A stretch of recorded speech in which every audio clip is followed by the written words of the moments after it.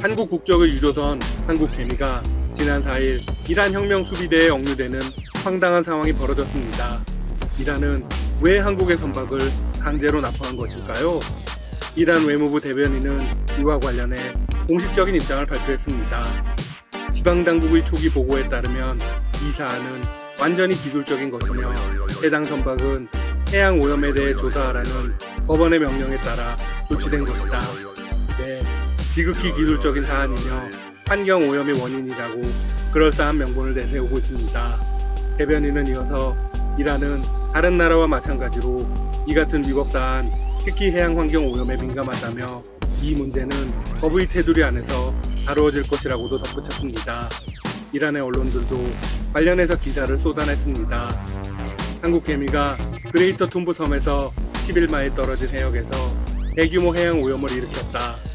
혁명수비대가 납포 전 선고했음에도 한국 선박은 항행을 계속했다. 이란의 일방적인 주장은 사실일까요? 우선 한국케미오의 선사인 DMCP는 해양 오염을 전혀 일으키지 않았다고 반박했습니다. 회사 관계자는 해양 오염을 할 이유는 전혀 없다면서 주변에 배가 엄청나게 많아서 만약 해양 오염을 했다면 벌써 신고가 들어왔을 것이라고 주장했습니다. 또한 해당 선박은 매년 한 번씩 검사를 받고 있고 외부 충격이 없으면 오염 가능성이 희박하다고 덧붙였습니다. 한국케미오의 정밀 검사 시기는 불과 3개월 전이었습니다. 또한 물을 버리는 곳도 미생물을 걸러서 버리고 있습니다. 더욱 문제는 나포 해역입니다. 한국 외교부에 따르면 나포 지점은 호르무즈 해협의 5만 인근 해역으로 공해상이었습니다. 네, 이란은 자신들의 영해가 아닌데 일방적으로 납포한 것입니다. 걸프 해역 입구인 호르무즈 해역은 전 세계 해상 원유 수송량의 약 3분의 1이 지나는 전략적 요충지입니다. 이란은 미국과 군사적 긴장이 고조될 때마다 해역 공세를 위협했고 여러 차례 선박을 납포하기도 했습니다. 이란이 환경 오염을 명분으로 내세우고 있지만 각종 언론과 전문가들은 그간 얼어붙었던 한국과 이란의 관계에 주목하고 있습니다. 카타르 국영 언론 알자지라는 한국의 이란에 대한 제자 동결을 유조선 납포의 주요 배경으로 언급했습니다. 한국 유조선의 억류 소식을 전한 알자지라는 한국 고위 외교부 관리가 원유 수출 대금 동결 문제를 논의하기 위해 이번 주 테헤란을 방문할 예정이라고 전했습니다. 이란 측은 한국 외교부의 방문이 도착 상태에 빠졌던 협상을 해결해주는 열쇠가 되길 간절히 바라는 데 보입니다. 따라서 이번 납포는 인질 개념에 가까운 듯합니다. 한국과 이란의 관계는 왜 이렇게 틀어졌을까요? 그 중심에는 미국이 있습니다. 미국은 2018년 5월 이란과의 핵 합의 탈퇴를 한 뒤 이란에 대한 제재를 복원했습니다. 미국의 동맹인 한국은 2차적 제재 등의 우려로 제재를 함께 이행하고 있죠. 이에 따라 이란과의 교역이 사실상 중단되었습니다. 한국 내 은행에 이란 중앙은행 명의로 개설된 원화계좌도 동결되었습니다. 이란은 지난 7월 한국이 원유 수출 대금 70억 달러, 우리 돈 약 7조 5,700억 원을 묶어놓고 있다며 한국을 국제사법재판소에 제소할 수 있다고 권고했습니다. 그런데 한국은 이란과의 관계도 고려해야 했습니다. 사실 제재가 일어나기 전까지 한국과 이란은 꽤 절친한 나라였습니다. 그 증거로 한국의 수도 서울에는 테헤란로가 있고 이란의 수도 테헤란에는 서울로와 서울공원이 있습니다. 더욱 아이러니한 사실이 있습니다. 한국과 이란의 관계를 돈독하게 만들어준 나라가 바로 미국입니다. 1970년대 당시 미국은 이란을 중동의 헌병이라고 불렀습니다. 그리고 이란을 통해서 중동 정책을 추진했습니다. 이란 석유가 한국 산업에서 큰 비중을 차지하게 된 것도 미국 때문이죠. 그런데 현재는 완전히 틀어졌습니다. 미국은 이란과 베네수엘라의 원유를 강력하게 제재하고 있는데요. 여기에는 미국 달러의 가치를 지키려는 의도가 들어있습니다. 한국은 미국과의 협의를 통해 인도적인 명분으로 지난해 5월 50만 달러의 의약품을 이란에 수출했습니다. 이란과의 관계를 고려한 최소한의 배려였던 것이고, 자, 그러면 이란의 납포 행위에 한국 정부는 어떤 대응을 하고 있을까요? 우선 외교부에서 이란을 향해 선원의 안전 확인과 선박 조기 억류 해제를 요청했습니다. 공식적인 채널을 통해서 이루어진 것이고 가장 일반적인 외교 절차이죠. 만약 이란이 계속해서 버티면 국제사회의 질타가 쏟아질 것입니다. 국방부도 적극적으로 나섰습니다. 성해부대 최영함이 이란 혁명수비대의 한국 국적 과학 운반선 나포 상황에 대응하기 위해 호르무즈 해협 인근 해역에 도착했습니다. 그리고 5일부터 임무 수행에 돌입했습니다. 성해부대 33진 최영함은 전날 오만의 무스타트항 남쪽 해역에서 작전을 수행하고 있었습니다. 그러다 한국 캐미오가 이란에 납포했다는 상황을 접수한 직후 호르무즈 해협 인근 해역으로 급파되었습니다. 최영함은 최정예 특수부대 EBT로 구성된 전문 검색대와 해당 작전 헬기를 운용하는 항공대 장병 등 300여 명으로 구성되어 있습니다. 최영함은 한국의 부대 중 가장 유명한데요. 육진으로 첫 파병 임무 수행을 할 당시인 2011년 1월 20일에는 해적에 피랍된 3호 주요 선원 21명을 전원 구출했습니다. 이른바 아덴만의 여명 작전이죠. 그해 4월 21일에는 한진 텐지로 선원 구출 작전을 성공리에 수행한 바 있습니다. 물론 한국 선박이 이란에 납포된 상황에 대응하기 위해서 작전에 투입된 것은 이번이 처음입니다. 이번 사태는 이란의 정규군에 의해서 이루어진 것이라 상황이 다릅니다. 최영함은 바레인에 있는 연합해군 사령부를 비롯해 외교부와 해양수산부 등과 긴밀히 협력해 상황에 대응할 계획입니다. 납포 소식이 전해지자 미국 국무부도 곧바로 움직였습니다. 로이터 통신에 따르면 미국은 이란을 향해 즉시 석방을 요구했습니다. 미 국무부 대변인은 이란 정권은 국제사회의 제재 압박에서 벗어나기 위해 페르시아만에서 항행의 자유를 계속 위협하고 있다고 지적했습니다. 그러면서 이란이 해당 유조선을 즉각 풀어줘야 한다는 한국의 요구에 미국도 동참할 것이라고 밝혔습니다. 이란이 버텨봤자 아무것도 얻을 게 없다는 이야기겠죠? 한편 미국 역시 군사적인 움직임을 함께 보였습니다. 걸프 해역에 주둔하다 본토 복귀 명령을 내렸던 핵추진 항공모함 니미치오를 해당 해역에 계속 머무르게 한 것입니다. 크리스토퍼 밀러 국방부 장관 대행은 전날 발표한 성명에서 이렇게 발표했습니다. 최근 도널드 트럼프 대통령과 미국 정부를 향한 이란의 위협으로 인해 니미치오의 일상적인 이동을 중단하라고 명령했다. 니미치오는 중부사령부 작전 지역에 머물 것이다. 이는 니미치오 본토 복귀 명령을 공개한 지 사흘 만에 뒤집은 것입니다. 여기에는 또 다른 이유도 있습니다. 미군 공격으로 사망한 와셈 솔레이마니 전 이란 혁명수비대 사령관이 사망한 지 딱 1년이 되었습니다. 일주기를 맞아 이란이 보복을 다짐하는 움직임을 보이고 있습니다. 반민 시위가 벌어지는 등 긴장이 고조되고 있고 결론적으로 한국과 미국이 군사적 움직임까지 보였기 때문에 외교평론가 오카모토 유키오 전 오이즈미 총리실 보좌관이 신종 코로나 바이러스 감염증으로 투병하던 중 지난달 24일 사망했다고 일본 언론들이 보도했다. 아사히 신문은 7일 밤부터 그의 사망 소식이 들려왔지만 이날 오전 오카모토 전 보좌관이 대표로 있던 컨설팅 회사인 오카모토 어소시에이트가 부고를 발송해 사망이 확인됐다고 8일 보도했다. 오카모토 전 보좌관의 사망은 유족이 공개를 꺼린 탓에 10일도 지나서 알려졌다. 1991년까지 외교관으로 일한 오카모토 전 보좌관은 퇴임 후 1996에서 98년 하시모토 류타로 2003에서 2004년 고이즈미 주니치로 내각에서 각각 총리 보좌관을 지냈다. 하시모토 내각에서 오키나와 문제를 다뤘고 고이즈미 내각에서는 이라크 파병 문제를 맡았다. 아베 신조 내각에선 2015년 전후 70주년 담화 작성을 위한 사적 자문기관에 참여했다. 는 일본군 위안부 문제와 관련 극우적 사관에 따른 주장을 일삼아 논란을 일으키곤 했다.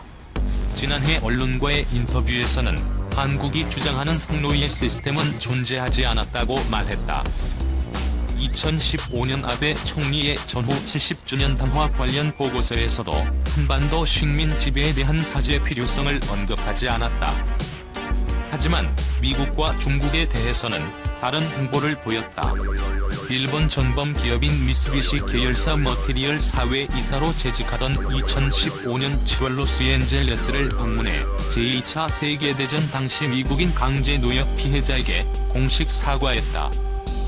2016년 6월 중국에서는 중국인 강제징용 피해자와 그 가족에게 사과하며 1인당 10만 위안 보상금 지급에 합의했다. 아사히 신문에 따르면 오카모토 전 보좌관은 생전 북한은 절대 핵을 포기하지 않는다. 아프리카 가봄 수준의 경제력을 지녔지만 미국이 북한을 상대해주는 건 핵이 있기 때문이라는 의견을 말하곤 했다. 또 미국의 억제력 덕분에 북한이 일본을 공격할 가능성은 없지만 미국만 바라보면 발밑이 소홀해진다는 의견을 피력해온 인사이기도 하다. 한편 미확인 비핵물체의 비핵 모습을 담은 미국 국방부의 영상이 공개된 가운데 일본 정부가 UFO 대응 지침을 만들겠다고 공언했다. 신종 코로나 바이러스 감염증 확산 방지에 한시가 급할 때에 황당하다는 비판이 나온다. 29일 ANN 방송에 따르면 고노타로 일본 방위상은 전날 기자회견에서 미국 방부가 UFO 관련 영상을 공개한 것에 대해 자위대 조종사가 지금까지 UFO를 만난 적은 아직 없지만 앞으로 이럴 때를 대비해 영상 촬영 등 보고 절차 등에 대한 지침을 만들 방침이라고 밝혔다. 그러면서 UFO 존재를 믿진 않지만 미 국방부가 영상을 공개했으니 그 진위와 분석을 듣고 싶다며 찍을 수 있다면 찍고 보고할 게 있으면 보고하도록 항공자위대 등과 협의하고 싶다고 했다. ANN은 방위성 간부를 인용해 UFO가 일본 영공에 들어온 경우 전투기 조종사가 일본으로 대화를 시도할 것이라고도 전했다. 일본 내 여론은 이를 두고 황당하다는 반응이 대다수다. 한 SNS 이용자는 코로나19가 아직 종식되지도 않았는데 이런 기자회견을 하다니라고 비판했고, 또 다른 이용자는 이런 시기에 진지하게 UFO 대책을 세우고 있는 방위상이라고 조롱했다. NHK 집계에 따르면 지난 28일 오후 9시 기준 일본 내 코로나19 확진자 수는 14,600명이다. 이 가운데 426명이 목숨을 잃었다. 고노 방위상의 발언이 코미디 같은 한가한 얘기로 들릴 수 있는 비상 상황인 셈이다. 그러나 이번 코로나 사태와 관련한 일본 정부의 대응은 국내외에서 최악이었다며 문매를 맞고 있습니다. 미국 등 해외 언론은 일본의 위기 관리 능력에 강한 의문을 제기했고, 캐나다, 홍콩, 이탈리아 등은 전 세계를 파견해 자국민들을 대피시켰습니다. 이는 많은 나라들이 이번 사태와 관련해 일본의 대응을 못 믿어한다는 말입니다. 지난 1월 15일 첫 확진자 이후 현재 크루즈선 다이아몬드 프린세스에 있는 이들을 포함하면 확진자 수는 800명에 육박하고 사망자도 3명이나 발생했습니다. 다이아몬드 프린세스는 떠다니는 미니 우한 코로나 배양 접시라는 오명까지 뒤집었었죠. 당초 일본 정부는 사태 초기 일본의 의료, 보건 시스템에선 걱정 없다고 국민들을 안심시키려 했지만 상황은 정반대로 전개됐습니다. 먼저 일본 정부가 확진자 발생 초기 취했던 느슨한 초동 대처가 지적됩니다. 일본 정부는 지난 1월 28일 코로나19를 지정 전염병으로 지정하는 시행령을 공포했지만 실제 시행된 시점은 2월 7일로 열흘 이상 지난 후였습니다. 또한 이때까지 코로나19를 인류 지정 전염병보다 낮은 단계인 의료 지정 전염병으로 지정해 감염 의심자들의 입국 제한 조치를 실시하지 않았죠. 이와 관련해 재무성 관료 출신인 다카하시 요이치 가에스대 교수는 전염병 대응은 타이밍이 매우 중요하다. 이 같은 조치가 1월 28일에 선제적으로 취해졌다면 크루즈선이 일본에 입항하지 못했을 것이라고 말했습니다. 이뿐만이 아닙니다. 2월 15일 후생노동성 장관은 승선 인원 모두에게 바이러스 검사를 받게 한다는 방침을 발표했지만 이것도 당초 전원 검사는 실효성이 없다고 버티다 나중에서야 방침을 바꾼 것입니다. 다이아몬드 프린세스와 비교되는 사례로 홍콩에 입항한 월드드림호가 있습니다. 홍콩 당국은 1월 24일 광둥성에서 내린 월드드림호 승객이 감염됐다는 보고를 받고 즉시 승선했던 승무원 1,800명 전원에 대한 검사를 실시했습니다. 흔히 일본을 매뉴얼 사회라고 합니다. 일본은 상정할 수 있는 모든 상황에 적용 가능한 매뉴얼을 갖추려 합니다. 예를 들면 식당에서 손님을 응대하는 법과 회사, 학교에서의 복장, 재난 때 물품 지원에 이르기까지 세세한 규정들이 있고 여기에 따라야만 합니다. 매뉴얼이 없거나 있어도 무시하는 한국과 다른 점입니다. 매뉴얼 완비는 안정적이고 정확한 대처를 가능하게 해줍니다. 일처리에 예외가 끼어들 여지가 없어 사회적으로 보다 투명해질 수도 있습니다. 하지만 매뉴얼에 없거나 분초를 다투는 긴박한 상황이 처했을 경우가 문제입니다. 매뉴얼을 찾느라 대응이 늦거나 이해하기 힘든 상황이 생기기도 합니다. 2011년 동일본 대지진 때 해외 구호물자가 도착했지만 처리 지침이 없다는 이유로 절박한 상황인 주민들에게 제때 전달되지 않았습니다. 해외 의료진 역시 관련 규정이 없다는 이유로 주민을 돌보지 못했습니다. 지난해 태풍 피해를 입은 가나가와현의 한 마을에선 수돗물 공급이 끊겨 급한 대로 자위대가 급수차를 파견했지만 매뉴얼에 맞지 않는다는 이유로 도착한 물이 전부 버려지는 해프닝도 있었습니다. 지나치게 매뉴얼에 집착하다 보니 유연한 대응이 어려워지는 것이죠. 매뉴얼에 없는 건 안 하려다 보니 매뉴얼 이상의 결정이 필요할 때 책임을 미루고 대응이 늦어지는 등 관료주의나 보신주의로 변질될 위험도 있습니다. 아베 신조 총리가 주도했다고 하는 위즈기와 방역대책이란 해산봉쇄를 의미합니다. 감염된 사람들의 진입을 막아 감염원을 원천 차단하는 것으로 역사가 오래된 정책입니다. 그런데 진입을 차단한 것까진 좋았지만 그 다음이 문제였습니다. 제대로 된 후속책이 없었던 거죠. 사람들을 밀폐된 공간에 방치하면서 피해가 커졌고 되레 집단 감염을 부추겼다는 지적이 따랐습니다. 에릭 루빈 하버드대 면역학 교수는 폐쇄된 환경인 선상은 전염병 확대의 완벽한 장소다. 승선 시간이 길고 승객의 움직임이 많기 때문에 비행기나 기차보다 감염 진행이 쉽다고 말했습니다. 하지만 지난 12일 아베 총리는 보다 포괄적이고 기민한 위즈기와 대책이 꼭 필요하다고 강조했습니다. 일본 국민민주당의 이즈미 겐타 정조 회장은 사태의 심각성을 축소하려 한 데다 위즈기와는 실패했다며 아베 내각의 대응을 강하게 비판했습니다. 이번 방역 실패는 권력 집중에 따른 부작용으로 볼 수 있습니다. 아베 총리 재집권 후 총리 관저는 정권을 틀어쥐고 관료사회를 쥐락펴락해왔습니다. 총리 관저 규모와 권한을 대폭 확대하고 각 부처에 있던 정책 수립 기능을 총리 관저에서 총괄하는 체제로 바꿨습니다. 간부급 관료 인사권도 각 부처에서 총리 관저로 옮겼습니다.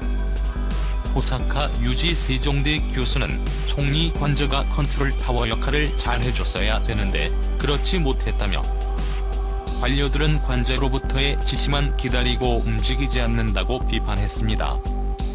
이번에 일본이 전세기를 우한에 파견할 때도 관저에서 물밑 조정을 하고 주무부처인 외무성은 사후 통보만 받은 것으로 전해졌습니다. 익명을 요구한 전직 외교부 고위 간부는 일본 특유의 집단주의적 사고에 관료가 관저의 인사권에 얽매여 예전 같지 않다. 어디든 권력이 집중되면 이런 폐해가 나타난다고 지적했습니다. 이렇게 된 데에는 올림픽에 미칠 수 있는 부정적 영향을 차단하는 데 집착한 결과라는 시각이 많습니다.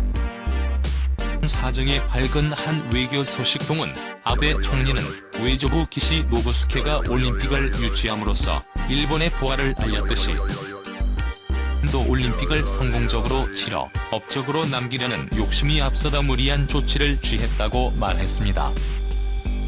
이 영향을 너무 의식한 총리 관저의 욕심이 화를 키웠다는 분석입니다.